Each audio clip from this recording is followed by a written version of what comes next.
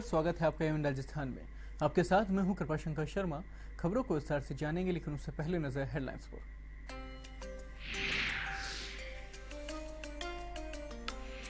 मुख्यमंत्री वसुंधरा राजे ने विद्या भारती के कार्यक्रम में लिया भाग। अव्वल आने वाले छात्र छात्राओं को किया सम्मानित। युवाओं से किया आह्वान, शिक्षा के साथ गुणवत्ता पर दे ध्यान।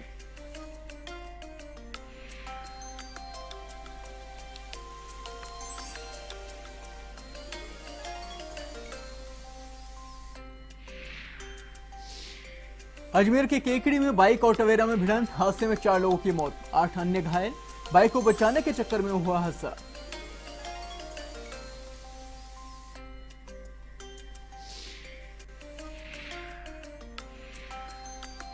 जोधपुर के बालासर में हुआ सेना का मिग 23 क्रैश, मिग जलकर हुआ खाक। तीनों पायलट सुरक्षित, वसन अधिकारियों ने ली जानकारी। स्थानीय लोगों की मदद से दमकल ने पाया आग पर काबू।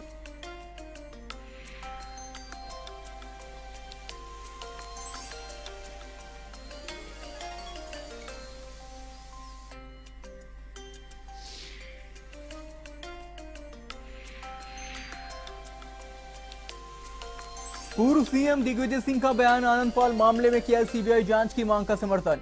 जीएसटी पर भी घेरा सरकार को।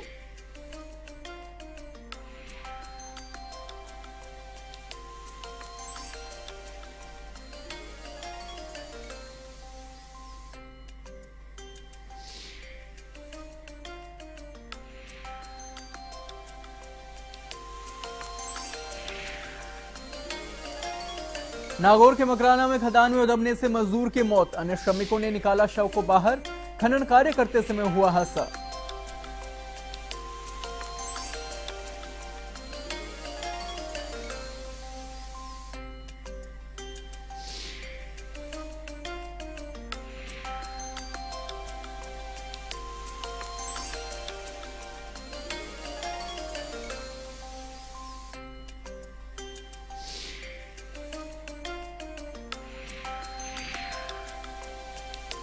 राजस्थान में खबरें विस्तार से। मुख्यमंत्री वसुंधरा राजे ने कहा कि प्रदेश को मार्च 2018 तक खुले में शौच से मुक्त कर बनाने का लक्ष्य हासिल करने के लिए हर 15 दिन में स्वच्छ भारत मिशन के अंतर्गत प्रगति की समीक्षा की जाएगी। उन्होंने निर्देश दिए कि मुख्य सचिव के स्तर पर 15 दिन के अंतराल पर तथा पंचायती राज विभाग के स्तर पर साप्ताहिक रूप से स्वच्छ भारत मिशन के अंतर्गत किए जा रहे कार्यों की समयबद्ध रूप से समीक्षा की जाए।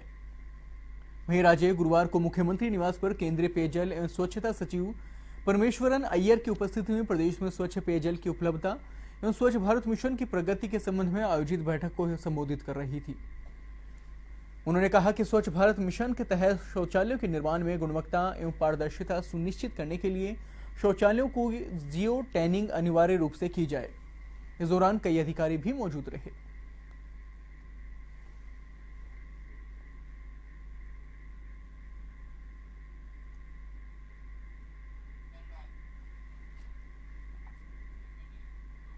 अजमेर के केकड़ी में राजकीय महाविद्यालय के समीप 2 बाइक और टवेरा कार में भिड़ंत हो गई।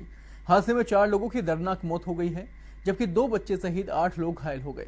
बताया जा रहा है कि सामने से आ रही 2 बाइक को बचाने के चक्कर में टवेरा कार असंतुलित हो गई और बाइक से टकराने के बाद पलट गई। सूचना मिलते ही घायलों को केकड़ी के राजकीय चिकित्सालय में भर्ती करवाया गया। वहीं हादसे में टोंक के पूर्व चिकित्सा अधिकारी मोहम्मद दीन खान ने मौके पर ही दम तोड़ दिया, जबकि 2 बच्चों सहित करीब 10 लोग घायल हो गए हैं। इनमें से 3 गंभीर घायलों की हालत नाजुक होने से उन्हें अजमेर रेफर कर दिया गया है। बाद में तीनों गंभीर घायलों ने अजमेर में उपचार के दौरान दम तोड़ दिया।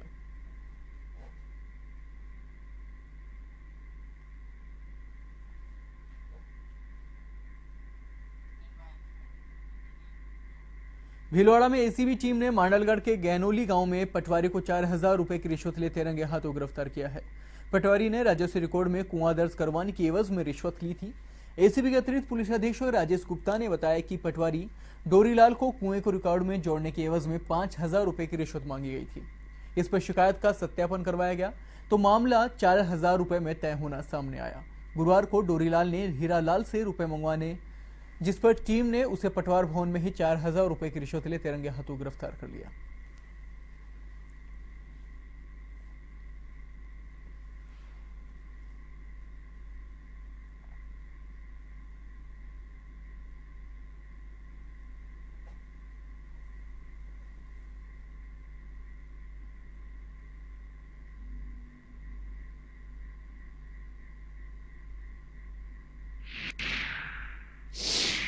जुलाई को ब्यूरो कार्यालय भीलवाड़ा में श्री हीरालाल रैगर ने एक शिकायत पेश की थी लिखित में कि उनकी पत्नी के नाम पे गेनोली में, जो कि मांडरगढ़ के पास में है, एक जमीन है, उसमें जमीन में उन्होंने कुआं खुदवाया है और उस कुएं को राजस्व रिकॉर्ड में दर्ज करने के लिए पटवारी श्री डोरीलाल 5,000 रुपये की रिश्वत की डिमांड कर रहे हैं और रिश्वत दिए बिना उनका राजस्व रिकॉर्ड में इंदराज करने से मना कर दिया है।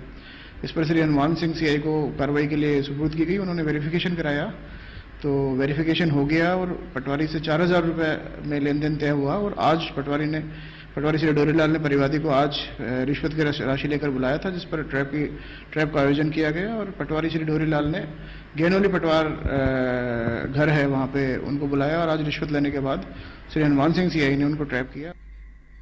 मकराना के कुम्हारी रेंज की खान में कार्यरत मजदूर की पत्थर गिरने से मौत हो गई है।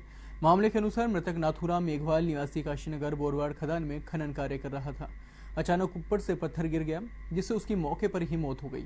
अभी तक शव का पोस्टमार्टम नहीं हुआ है क्योंकि खदान मालिक रामोतार्क मालपानी व मृतक नाथूराम के परिजनों का मुआवजा वार्ता पर सहमति नहीं बन पाई है।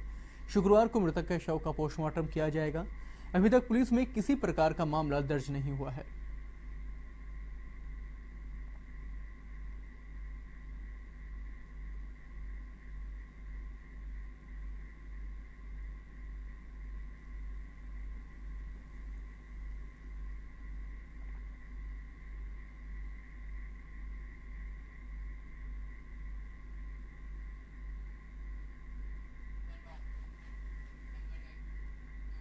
कोटा जिले के इटावा क्षेत्र के सिमालिया में फिर फायरिंग की घटना हुई है। जिला परिषद सदस्य प्रेम गोचर के पुत्र अनिल की फायरिंग की गई। अनिल ने 4 फायर किए। घटना में कोई हताहत नहीं हुआ है। फायरिंग होने से व्यापारियों में भय बना हुआ है। एक पखवाड़े पूर्व पिता ने फायरिंग की थी। पूरा मामला पारिवारिक विवाद से जुड़ा हुआ है। सिमालिया पुलिस मौके पर पहुंची और मामले की जांच में जुट गई है।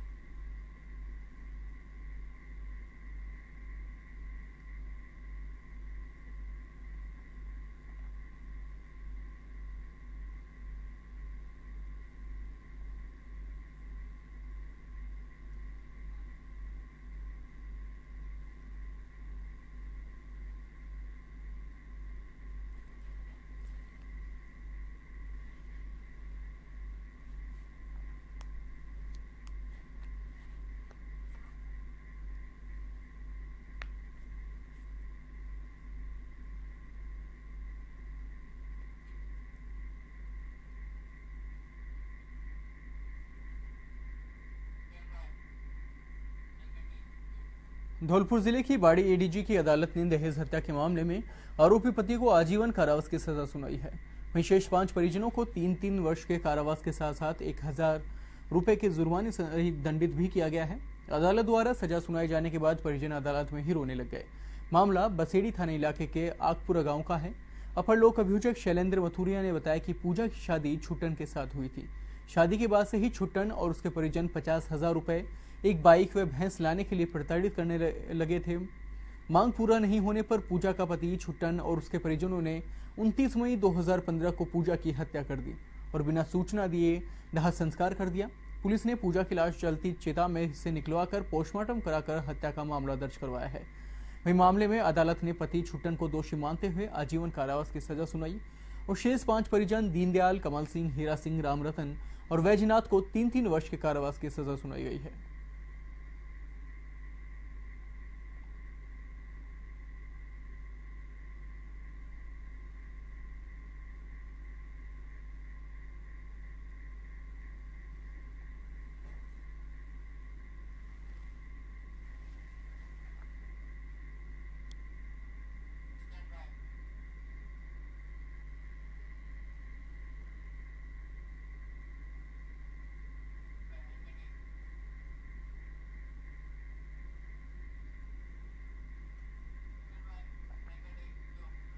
पदमपुर कस्बे में विद्युत विभाग की छापेमारी से हड़कंप मच गया। कस्बे में जोधपुर और गंगानगर की टीम ने विद्युत कर्मी अजैब के घर छापामारी की। काफी समय से विद्युत चोरी की शिकायत मिल रही थी। अजैब सिंह के घर से करीब 4 घरों में अवैध सप्लाई की जा रही थी। टीम ने मौके से विद्युत मीटर को जब्त कर नया मीटर लगा दिया है। वहीं अजैब सिंह पदमपुर विद्युत विभाग में लाइनमैन है, जिसका 1 माह बाद रिटायरमेंट है।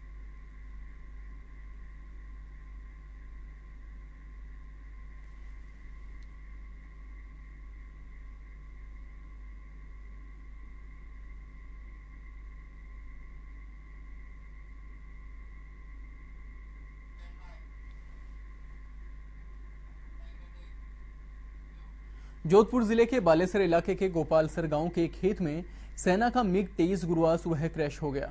मिग जलकर राख हो गया। हालांकि 3 पायलट इसमें सुरक्षित बताए जा रहे हैं। वहीं सेना के मिग 23 के क्रैश की सूचना आग की तरह फैल गई है। सूचना मिलते ही प्रशासन घटनास्थल पर पहुंचा।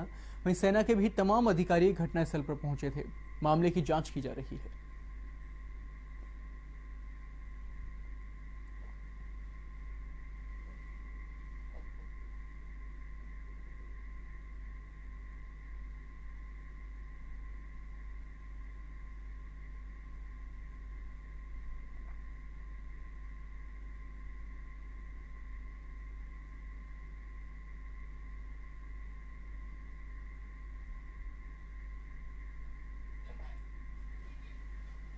गैंगस्टर आनंदपाल एनकाउंटर मामले में हर दिन एक नया मोड़ देखा जा रहा है। एनकाउंटर के 12 दिन बीत जाने के बाद भी शव का अंतिम संस्कार नहीं किया जा सका है। ऐसे में गुरुवार को आनंदपाल के एनकाउंटर को फर्जी बताते हुए 29 लोगों के खिलाफ परिवाद पेश किया गया है, जिनमें एसओजी के MN Dinesh, SP Rahul Barhat, deputy Kuchaman, Vidya Prakash सहित अन्य लोग शामिल हैं।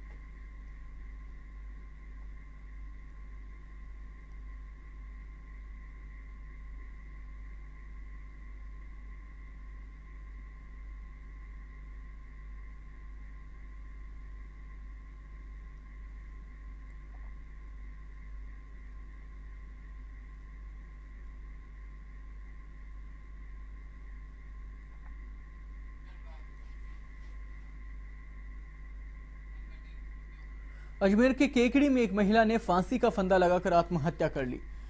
कोटा रोड पर लक्ष्मी पैलेस होटल के सामने कॉलोनी में रहने वाले भगवान सिंधी की पत्नी ने घर के कमरे में पंखे से लटककर अपनी जीवन लीला समाप्त कर ली।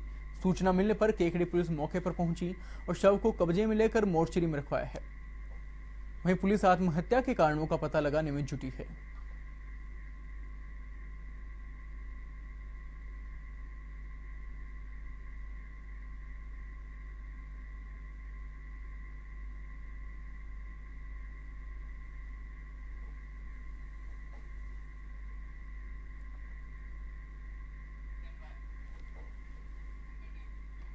गंगानगर के रायसिंह नगर में पति से अलग रह रही एक विवाहिता ने गले में फंदा लगाकर आत्महत्या कर ली। शव 2 दिन पुराना बताया जा रहा है। सूचना मिलने पर पुलिस मौके पर पहुंची तथा शव को अस्पताल की मोर्चरी में रखवाया गया है। वहीं मृतका का लक्ष्मी देवी साईं मंदिर कॉलोनी में अपने घर में अकेली रहती थी। पिछले 2 दिन से घर के भीतर से किसी प्रकार की हलचल नहीं हो रही थी। ऐसे में पड़ोसियों को संदेह होने पर जब लोगों ने देखा तो वह फंदा लगाए लटकी मिली और पुलिस का कहना है कि शव 2 दिन पुराना लग रहा है। लक्ष्मी देवी पिछले कई सालों से अपने पति से अलग रह रही थी। फिलहाल आत्महत्या के कारणों का खुलासा नहीं हो पाया है।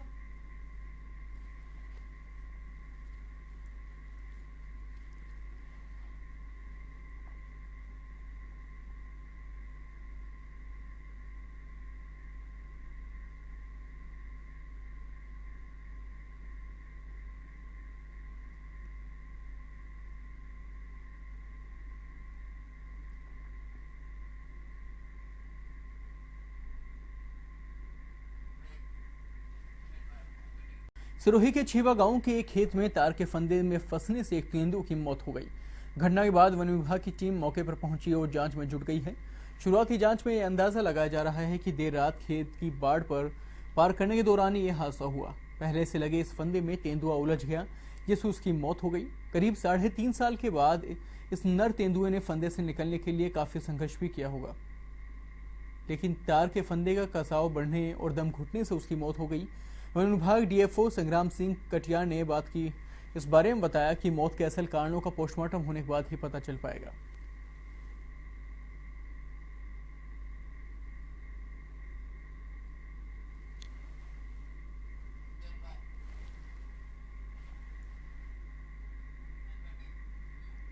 जन्म के कुछ ही सालों बाद अपनी आंखें गंवा चुकी नन्ही मासूम बिटिया ने प्रधानमंत्री की मन की बात सुनने के लिए जिला प्रशासन से रेडियो की मांग की है। जिला प्रशासन डॉक्टर नरेंद्र कुमार ने उसकी मांग को पूरी करते हुए एक रेडियो व कूलर की व्यवस्था की और उसे भेंट भी किया। आपको बता दें कि 2015 में रोशनी को उसके परिजन बुखार होने पर उसे जयपुर ले गए थे, जहां जेके लोन अस्पताल में चिकित्सकों की लापरवाही से इसकी आंखों की रोशनी चली गई। जिसके बाद तत्कालीन जिला कलेक्टर रवि जैन ने रोशनी को गोद ले लिया, जिसके बाद उसके सारे खर्च जिला कलेक्टर द्वारा ही उठाए जा रहे हैं।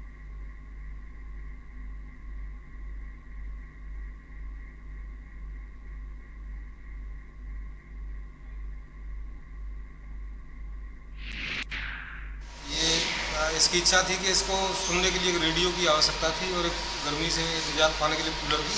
तो श्रीमान जिला कलेक्टर महोदय ने के निर्देशानुसार आज इसको एक कूलर और एक फिलिप्स का ट्रांजिस्टर दिया गया है, जिला कलेक्टर महोदय के द्वारा दिया गया है। और ये समय समय पर इसकी शिक्षा और अन्य व्यवस्थाएं वस्त्र इत्यादि जो है जिला प्रशासन के द्वारा उपलब्ध कराई। धौलपुर जिले के बाड़ी थाना क्षेत्र के गांव में दो बहनों से दुष्कर्म का मामला सामने आया है। ये दोनों ही पीड़िता रिश्ते में बहनें हैं। पीड़िता के पिता ने पड़ोसी गांव के दो युवकों के खिलाफ नामजद मामला दर्ज करवाया है। जानकारी के अनुसार पड़ोसी गांव सायपुर के कल्ला और विजेंद्र दोनों युवकों ने मकान के पिछले हिस्से से घर की छत में दाखिल हो गए और दुष्कर्म की वारदात को अंजाम दिया। वारदात के बाद से दोनों आरोपी फरार चल रहे हैं।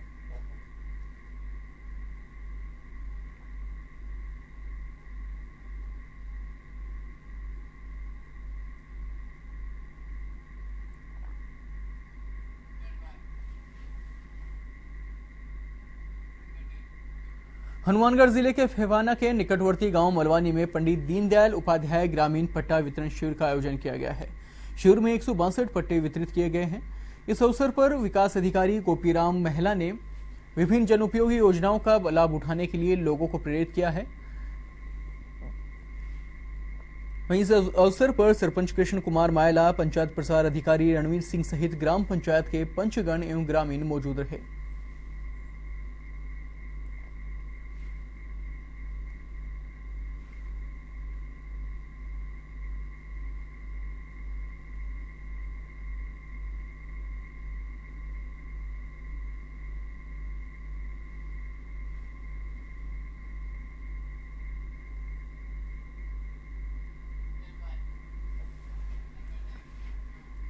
झुंझुनू के खेतड़ी में ममता को शर्मसार करने वाली घटना सामने आई है, जहां एक मां ने अपनी 3 महीने के नवजात को लावारिस हालत में फेंक दिया। मामले के अनुसार खेतड़ी उपखंड के रमा ककराया की सीमा पर एक खेत में कुत्ते लावारिस नवजात को नोच रहे थे। उसी समय गांव में दौड़ लगाने वाले बच्चों ने नवजात को देखा तो गांव में जाकर सरपंच प्रतिनिधि शिव कुमार जेवरिया को घटना के बारे में जानकारी दी। सूचना के बाद पुलिस ने मौके पर पहुंचकर घटना की जानकारी ली। थानाधिकारी हरदयाल सिंह ने इस बारे में बताया कि किसी अज्ञात व्यक्ति ने पहचान छुपाने के लिए उक्त नवजात को रवा कंकराय की सीमा पर खेत के पास दबा दिया था। वहीं पुलिस ने अज्ञात व्यक्ति के खिलाफ मामला दर्ज कर जांच शुरू कर दी है।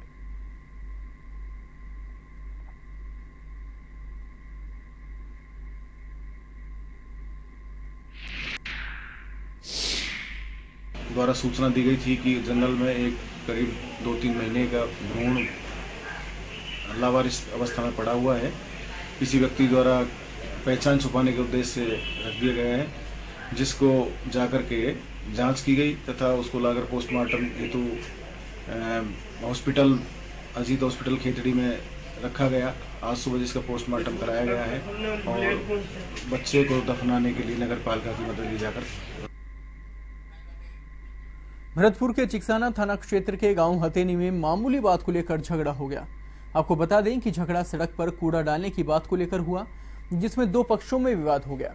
इसके बाद विवाद मारपीट में तब्दील हो गया, जिसमें जमकर लाठी कुल्हाड़ी से एक दूसरे पर हमला किया गया, जिसमें सुरेंद्र, ब्रजमोहन, उदयवीर, पवन, बासदेव घायल हो गए हैं, जिनमें से 3 लोगों को गंभीर हालत में अस्पताल में भर्ती करवाया गया है। जिसके बाद घायलों को की अभी तक जांच की जा रही है और पूरे मामले पर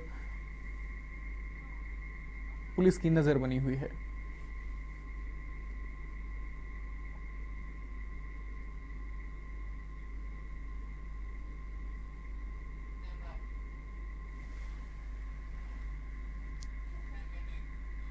महिला कांग्रेस ने 2 मांगों को लेकर कलेक्टर को ज्ञापन दिया है, जिसमें से एक ज्ञापन प्रधानमंत्री के नाम तो दूसरा कलेक्टर के नाम दिया गया है। प्रधानमंत्री के नाम दिए गए ज्ञापन में महिला कांग्रेस की जो पदाधिकारी हैं उन्होंने मांग की है कि जीएसटी लागू होने के बाद गैस सिलेंडरों के दाम बढ़ा दिए गए हैं, इसे वापस लिया जाए और सब्सिडी के नाम पर हो रहे धोखे से भी बचाया जाए।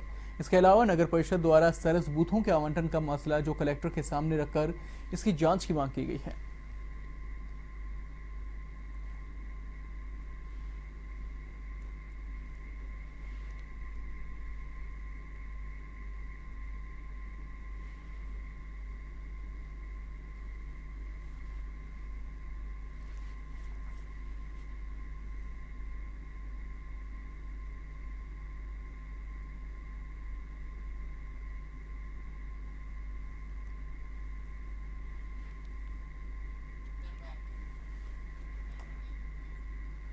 धौलपुर जिला पुलिस अधीक्षक राजेश सिंह ने जिला बाल वाहिनी समिति की बैठक ली है, जिसमें समिति ने निर्णय लिया कि जुलाई माह में शिक्षण संस्थाओं से संपर्क कर सुरक्षित यातायात के लिए समझाइश की जाएगी। फिर 1 अगस्त से विशेष जांच अभियान चलाकर नियमों के उल्लंघन पर कड़ी कार्रवाई की जाएगी। वहीं प्रत्येक स्कूली बस का रंग सुनहरा पीला होगा ताकि मॉनिटरिंग में आसानी हो सके। बस के आगे व पीछे स्कूल बस लिखना अनिवार्य होगा। पुलिस अधीक्षक ने बताया कि 15 जुलाई तक जिले के शिक्षण संस्थाओं में सुरक्षित यातायात जन जागृति कार्यक्रम होंगे।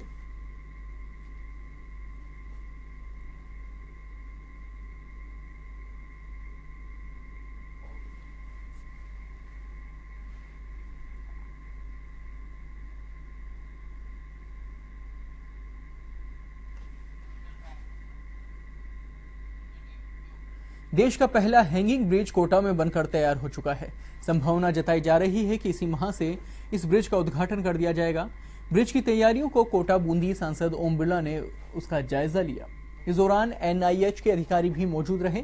बिरला ने कहा कि इस ब्रिज के शुरू होने से शहर में हो रहे सड़क हादसों पर अंकुश लगेगा। वहीं बिरला ने बताया कि ब्रिज के उद्घाटन के लिए प्रधानमंत्री नरेंद्र मोदी से भी आग्रह किया जा रहा है। इसके लिए राज्य सरकार और केंद्रीय मंत्री नितिन गडकरी भी प्रयासरत हैं।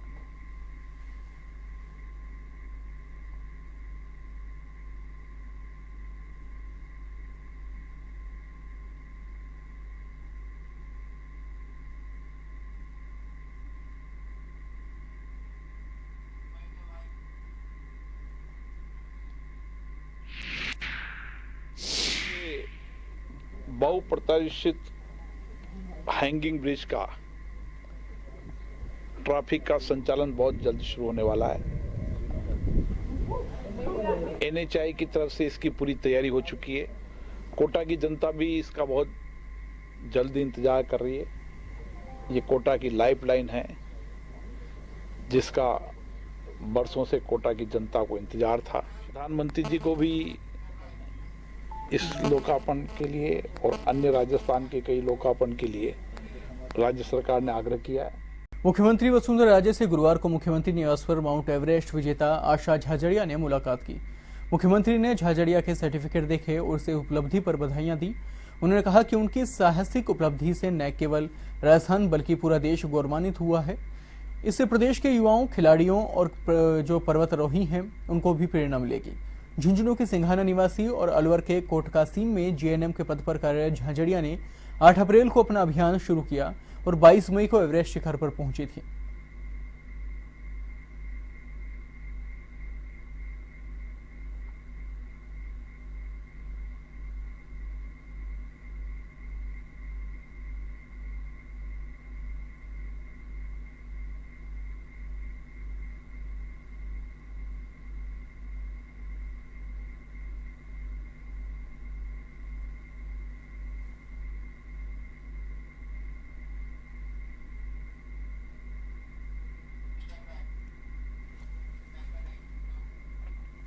झुंझुनू जिले में कांस्टेबलों के हेड कांस्टेबल पद पर पदोन्नति की परीक्षा का दूसरा और अंतिम चरण आयोजित किया गया है।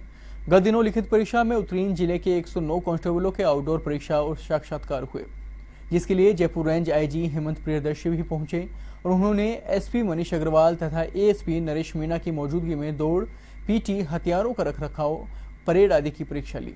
दिन भर चली प्रक्रिया के बाद जल्द ही जिले की 37 पदों के लिए कांस्टेबलों को हेड कांस्टेबल पद पर पदोन्नत किया गया है।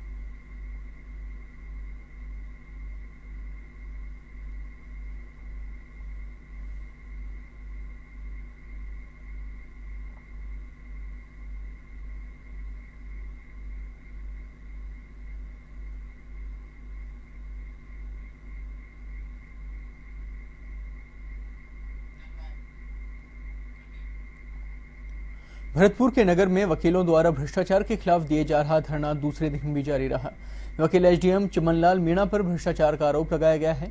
उन्होंने बताया कि एसडीएम पर पक्षपात करने का भी आरोप लगाया गया है। वकीलों ने बताया कि जब तक धरना जारी रहेगा तब तक एसडीएम के खिलाफ न्यायिक जांच न हो।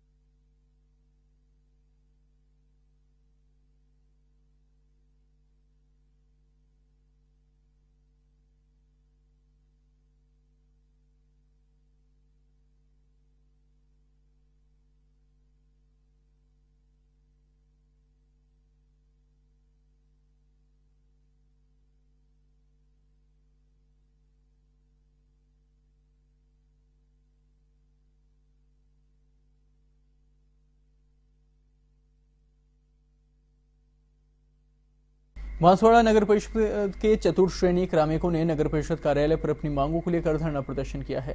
सभापति का घेराव कर वेतन देने की मांग भी की गई।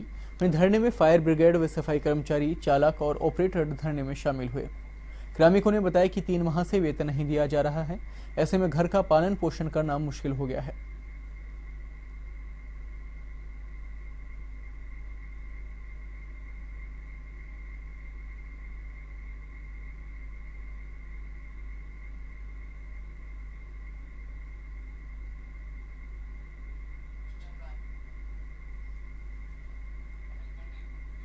सीकर के लक्ष्मणगढ़ कस्बे में जलदाय विभाग के अधिकारियों की लापरवाही के कारण पीने के पानी का संकट गहरा गया है। करीब 2 माह पहले पानी की समस्या को झेल रहे वार्ड संख्या 5 के वार्डवासियों ने उपखंड कार्यालय पहुंचकर विरोध दर्ज किया है। वहीं लोगों ने पानी की समस्या से निजात दिलाने की मांग की है।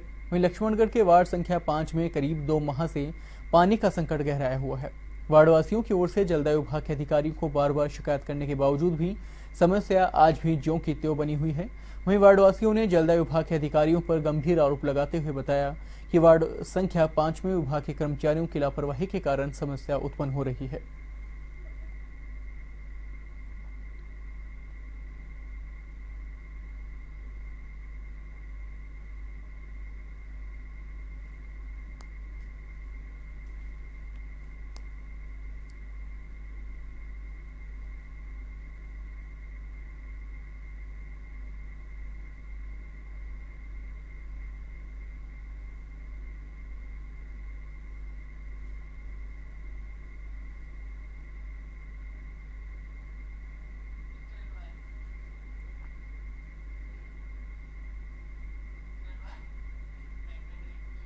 मकराना में जीएसटी के विरोध में व्यापारियों द्वारा की जा रही हड़ताल समाप्त हो गई है, जिसके बाद यहां के कारखाने, मार्बल की खदानें, गैंगशा मशीनें, कटिंग मशीन और हैंडीक्राफ्ट के छोटे छोटे कारखानों में कार्य शुरू हो गया है, जिसके बाद यहां के मजदूरों के चेहरे खिले हुए नजर आए हैं। उल्लेखनीय है कि मार्बल पर 28% जीएसटी लगाए जाने के विरोध में हड़ताल की घोषणा की गई। मुख्यमंत्री से मिले आश्वासन के बाद हड़ताल समाप्त किए जाने की घोषणा की गई है।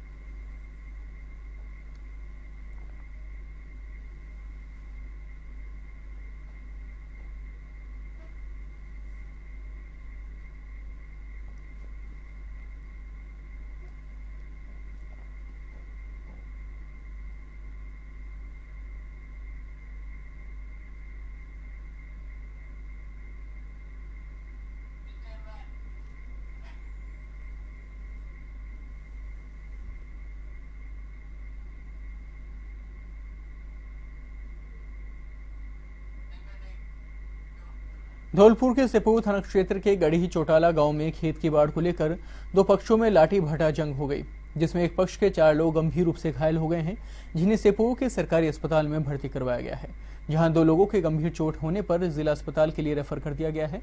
वहीं पीड़ित अजय ने बताया कि वह अपने पिता और भाइयों के साथ खेत की रखवाली के लिए बाड़ बांध रहा था, तभी पड़ोसी खेत वाले ओमी कुशवाहा ने 2 दर्जन से अधिक लोगों ने लाठी और पत्थरों से उस पर हमला कर दिया, जिसमें 4 लोग बुरी तरह घायल हो गए। वहीं पीड़ित ने कहा कि उनके परिवार में सदस्य कम है। घटना की सूचना के बाद सेपुर थाना पुलिस ने इस पूरे मामले की जांच की।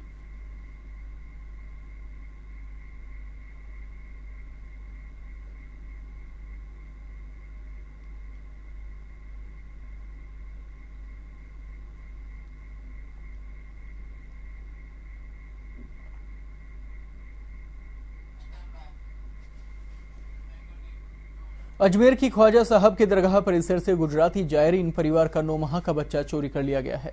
दरगाह थाना पुलिस ने महिला चोर को छतरी गेट पर धर दबोचा। महिला बच्चा लेकर अजमेर से भागने की फिराक में थी। समय रहते पीड़ित परिवार ने शोर शराबा कर दिया और मौके पर मौजूद लोगों की मदद से आरोपी महिला पकड़ी गई। आरोपी महिला के खिलाफ मुकदमा दर्ज कर उसे गिरफ्तार कर लिया गया है। वहीं पुलिस के मुताबिक आरोपी महिला खुद को एमपी जबलपुर की तबस्सुम बता रही है, लेकिन नाम पते को लेकर फिलहाल कुछ स्पष्ट नहीं हो सका है। महिला पुलिस को लगातार गुमराह करने की कोशिश कर रही है। वहीं पुलिस आरोपी महिला के नाम पते की तस्दीक में लगी हुई है।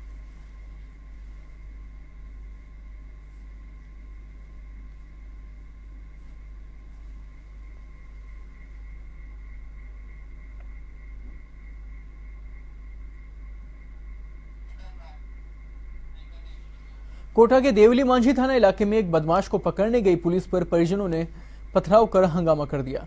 इस पथराव में 3 पुलिसकर्मी भी घायल हो गए हैं। वहीं हंगामा बढ़ता देख आरोपी का बचाव कर रही एक महिला को गोली लग गई, जिसको परिजनों ने अस्पताल में भर्ती करवाया। वहीं ग्रामीण पुलिस अधीक्षक राजीव प्रचार ने बताया कि इस्लाम में नगर रहा अयूब मारपीट के मामले में फरार चल रहा था, जिसके इलाके में होने की सूचना के बाद पुलिस जाब्ता उसे पकड़ने के लिए इलाके में गया। इस दौरान पुलिस ने आरोपी को पकड़ भी लिया, लेकिन वहां मौजूद आरोपियों के परिजनों ने इसका विरोध किया और शोर शराबा करना शुरू कर दिया, जिसके बाद मौके से इलाके के लोगों की भारी भीड़ इकट्ठा हो गई और पुलिस पर पथराव करना शुरू कर दिया गया। जिसके बाद बीच बचाव करने के दौरान पुलिस की गोली से एक महिला नूर बानो घायल हो गई है। वहीं मौका देखकर आरोपी वहां से फरार हो गया। ग्रामीण पुलिस अधीक्षक का कहना है कि जिन लोगों ने कानून हाथ में लिया है उन पर सख्त कार्रवाई की जाएगी।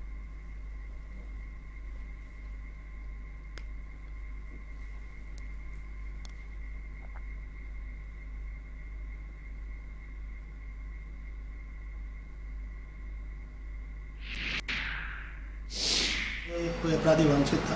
पुलिस उसकी गिरफ्तारी के लिए सुबह दबिश देने गई थी लगभग 5 साढ़े 5 बजे। जब वहाँ पे पहुँची तो अपराधी को पकड़ने के बाद गांव वाले इकट्ठे हो गए। गांव वालों ने पथराव शुरू कर दिया पुलिस के ऊपर और उन्होंने उस अपराधी को छुड़वा लिया पुलिस के यहाँ से और पुलिस वालों के साथ मारपीट शुरू कर दी। इसके बचाव में पुलिस ने पंप एक्शन गन जो रबर बुलेट है वो अपने बचाव में चलाई और उसके बाद गाँव पुलिस वाले वहाँ से आ गए। अभी उसमें एक महिला के चोट लगी बता रहे हैं ये लोग जो गांव वाले हैं, उसको हॉस्पिटल में एडमिट करवाया, उसके जांघ में कोई चोट है। करौली के थाना बालाघाट क्षेत्र के जगदीशपुरा गांव में आम रास्ते पर अतिक्रमण को लेकर खूनी संघर्ष हो गया, जिसमें एक ही परिवार की 3 महिलाओं सहित कुल 6 जने गंभीर रूप से घायल हो गए हैं। संघर्ष में घायल हुए लोगों को हिंडौन के राजकीय चिकित्सालय में भर्ती करवाया गया। इस मामले में हिंडौन सदर थाना पुलिस ने सभी घायलों के पर्चा बयान लेकर मुकदमा दर्ज कर दिया है। गौरतलब है कि थाना बालाघाट क्षेत्र के जगदीशपुरा गांव में अंतर सिंह गुजर के मकान के समीप एक सरकारी रास्ते पर कई दिनों से अतिक्रमण हो रहा था। इसकी शिकायत किए जाने के बाद गांव के ही एक परिवार के 10-12 लोगों ने हथियार लेकर दूसरे पक्ष पर हमला कर दिया, जिससे लोग घायल हो गए।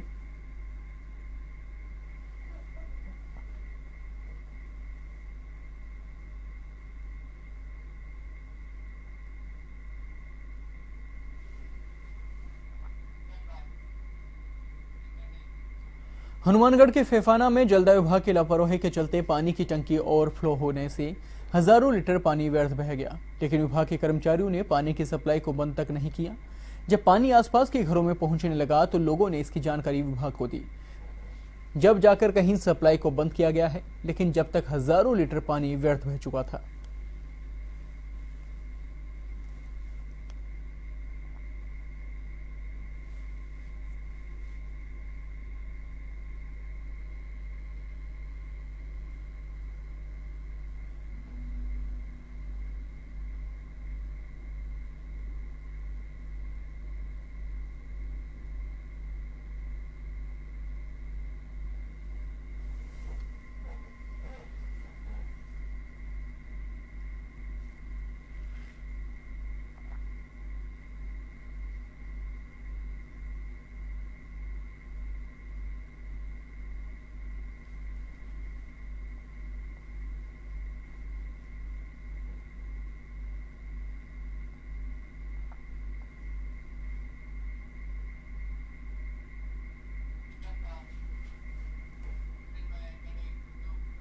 अनंतपाल एनकाउंटर मामले में एमपी के पूर्व सीएम दिग्विजय सिंह ने सरकार को घेरते हुए मामले की सीबीआई जांच की मांग का समर्थन किया है।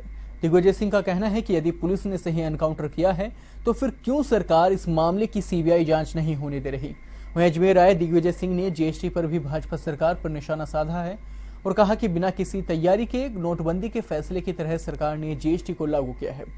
कांग्रेस के राष्ट्रीय महामंत्री और पूर्व मुख्यमंत्री रह चुके दिग्विजय सिंह अपनी 1 दिवसीय यात्रा पर अजमेर आए हैं। सिंह ने सबसे पहले ख्वाजा गरीब नवाज की दरगाह की जियारत की।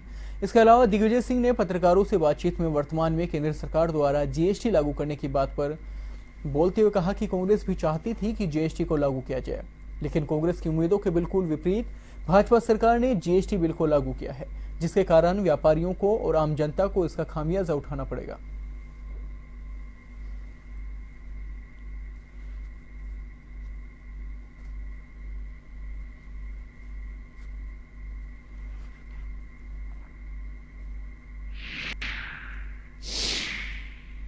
कि आनंदपाल यदि असामाजिक तत्व था तो उसको अदालत से तो सजा मिल सकती थी, लेकिन पुलिस गलत तरीके से इनकाउंटर करने का अधिकार उसको नहीं है। आज पूरे प्रदेश में राजपूत समाज उद्दलित है। वही राजपूत समाज जिसने कि वसुंधरा राजे सिंधिया को मुख्यमंत्री चुना, भाजपा को चुना, उनकी मांग बड़ी साधारण सी है कि आप इसकी सीबीआई जांच करा लीजिए। अगर सही इनकाउंटर है तो क्यों घबराती है सरकार? शिक्षा के क्षेत्र में शहर के बिरला ऑडिटोरियम में प्रदेश स्तरीय प्रतिभा सम्मान समारोह आयोजित किया गया, जो कि विद्या भारती राजस्थान के द्वारा किया गया था। कार्यक्रम की मुख्य अतिथि सीएम राजे रही। वहीं अध्यक्षता शिक्षा मंत्री वासुदेव देवनानी ने की। समारोह के दौरान प्रदेश भर के निजी व सरकारी विद्यालयों के उत्कृष्ट परिणाम देने वाले छात्र छात्राओं को प्रतीक चिन्ह और माल्यार्पण कर सम्मानित किया गया। प्रतिभाओं के साथ संस्था प्रधान और अभिभावकों का भी शॉल ओढ़ाकर सम्मान किया गया। इस समारोह में सीएम राजे ने कहा कि राजस्थान शिक्षा के क्षेत्र में हर राज्य से आगे है। बच्चों को गुरुजनों और अभिभावकों का आदर करना चाहिए। आगामी 4-5 अगस्त को राजस्थान में आयोजित होने वाले शिक्षा उत्सव में देश भर के सभी राज्य भाग लेंगे। इतने बड़े आयोजन का राजस्थान में होना गौरव की बात है। सम्मानित प्रतिभाओं से अन्य छात्र छात्राएं प्रेरणा लें और लक्ष्य बनाकर आगे बढ़ें। राज्य सरकार की शिक्षा के क्षेत्र में वित्तीय नई योजनाएं आती रहती हैं, उनका फायदा भी उठाया जाए। इस समारोह के दौरान 36 प्रतिभागियों का सम्मान भी किया गया।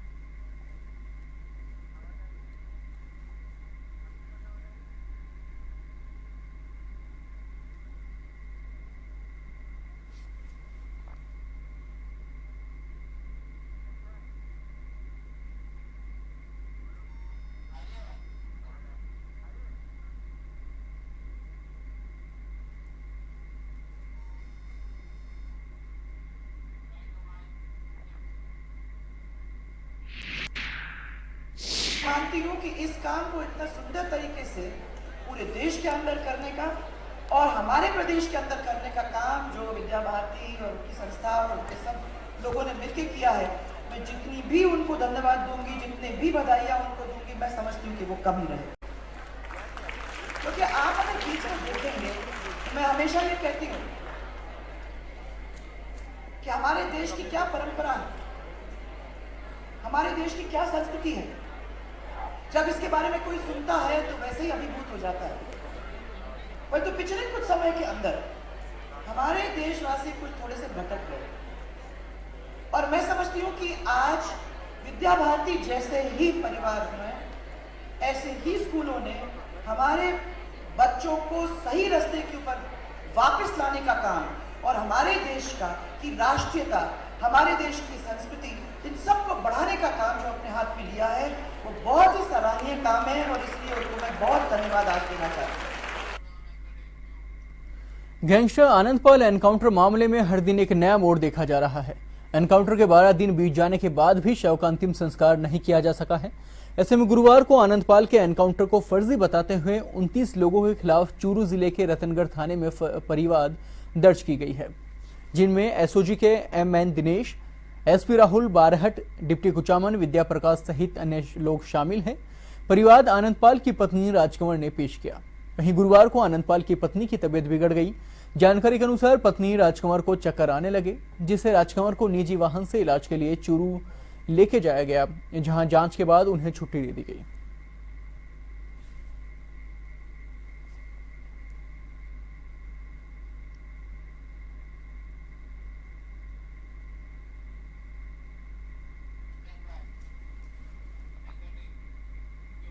आनंदपाल गैंग के शिकार हुए राजपूत परिवार की महिलाएं न्याय के लिए राजपूत सभा भवन पहुंची।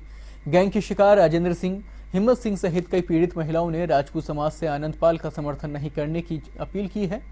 पीड़ित महिलाओं ने कहा कि आनंदपाल ने मात्र 2.5 लाख रुपए के लिए मेरे पति को मार डाला। आज उसी आनंदपाल का महिमा मंडन हो रहा है। पीड़ित महिलाओं ने तो यहां तक कह दिया कि राजपूत समाज एक हत्यारे का साथ क्यों दे रहा है, ये समझ से परे है, जो कि भगोड़ा था।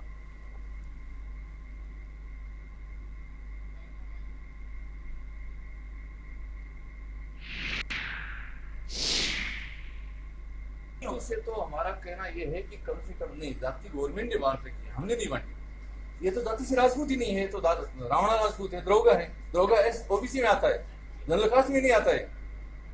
अब चलो जैसे अपराधी की कोई जाति नहीं मान जाती, वैसे तो जनरली मानवता के नाते ये कहना चाह रहा हूं मैं कि किसी का बुरा करके, चाहे वो जाति से कोई भी है, भाई अपने रास्ते जा रहा है, उस आदमी को फालतू में उसको मारा जाए, चलो धन लूट लिया, 1 मिनट यूं संतोष कर लेते हैं कि धन चला गया, आपने मारा धन के लिए 2.5 लाख रुपए में, मतलब उसको मेरे लड़के को मार दिया। अगर इसकी इतनी बड़ी भूख आ गई थी आनंद पाल के, तो मेरी जमीन बेच के, मैं खुद बिक के उनको इतना धन दे देता, मतलब वो पूरी जिंदगी खा सकता था, मेरे बेटे को नहीं मारने देता। चंद पैसों के लिए इसकी गैंग ने मेरे बेटे को मार दिया। आज हम एसएसजी ऑफिस जाके आए हैं, दिनेश साहब से मिलके आए हैं, और पुलिस ने भी कार्रवाई में काफी कुछ गड़बड़ की है, वो हमने उनको बताया है और इनकी एसओजी से जांच करवाने की मांग की है।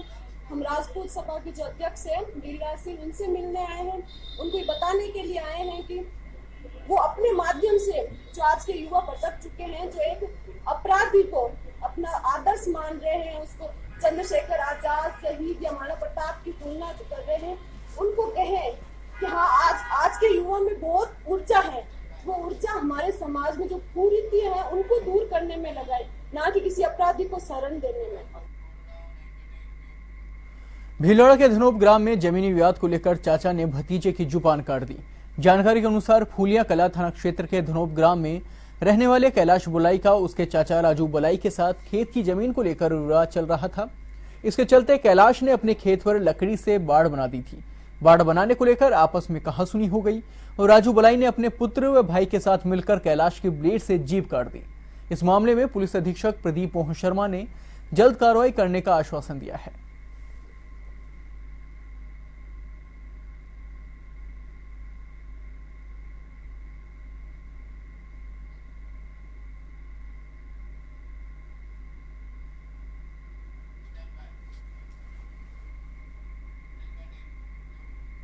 जयपुर आधारित कैब सेवा लेलो कैब सर्विस प्राइवेट लिमिटेड ने अपनी ऐप बेस्ड कैब सेवा लेलो कैब ऐप का जयपुर शुभारंभ किया है। लेलो कैब के निदेशक कुलदीप शर्मा ने कहा कि आम लोगों को सस्ती कैब सेवा मिल सके, इसी उद्देश्य से कंपनी ने विशेष तौर पर इस एप्लीकेशन को तैयार किया है। कंपनी का मकसद केवल यात्रियों को सुविधा देना ही नहीं, अपितु वह चाहती है कि कैब चालकों को भी इसका अधिकाधिक लाभ मिल सके। जयपुर में महज 10 टैक्सियों से शुरुआत करने वाली इस कंपनी ने दिल्ली में अपनी इस ऐप के माध्यम से 1000 कैब्स को अपने बेड़े में शामिल किया है। वहीं ये जयपुर के बाद देश के अन्य शहरों में भी इसी प्रकार की सेवाएं शीघ्र शुरू करने की योजना में है। इसके साथ ही company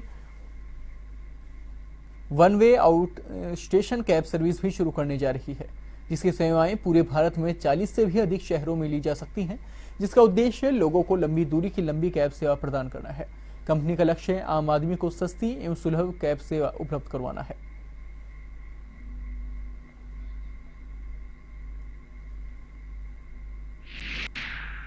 private limited basically Jaipur based company है। हम लोगों ने जयपुर से स्टार्ट किया था as a proprietorship taxi agency, जिसको हमने 31 मई 2017 को दिल्ली के अंदर लॉन्च किया है और वहाँ मिली अच्छी सफलता के बाद में बहुत ही अच्छा रिस्पांस दिल्ली के अंदर जो हमें मिल रहा है, उसको देखते हुए हम लोग जयपुर में लॉन्च करने जा रहे हैं।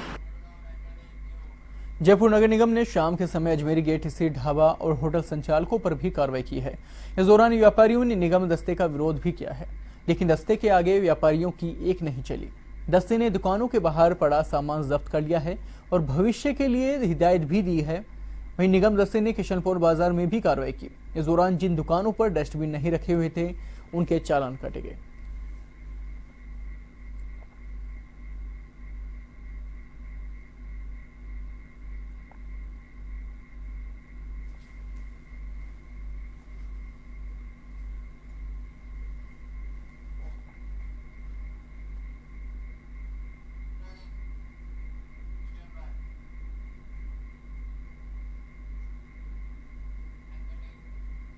फिलहाल खबरों में इतना ही। देश और दुनिया की बाकी खबरों के लिए देखते रहिए वन टीवी। नमस्कार।